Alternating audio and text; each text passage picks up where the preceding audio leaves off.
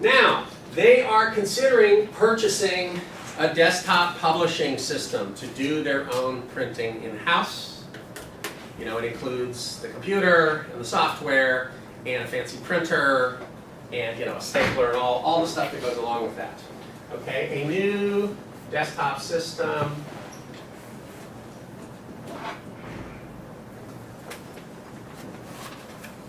Costs $10,000.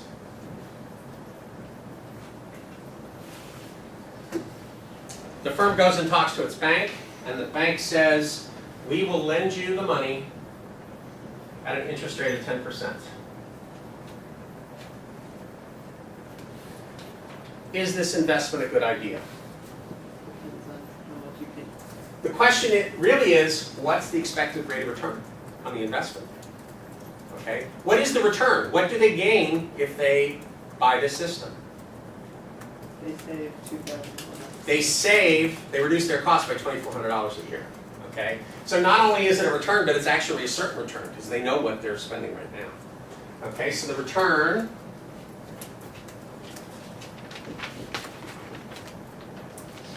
is $2,400 a year.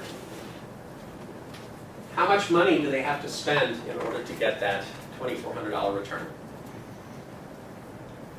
What's the cost? Yeah, the outlay is $10,000. Okay, so the bank lends them the money, they take the money, they buy the desktop system. Okay, what's the rate of return?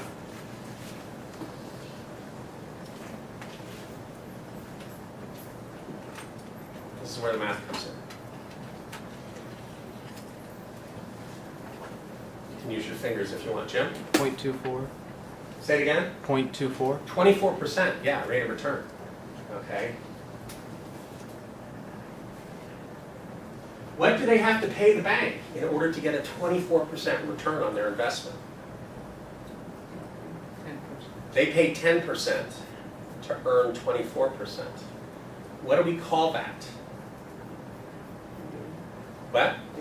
We call that a good deal. Okay, let me ask you this.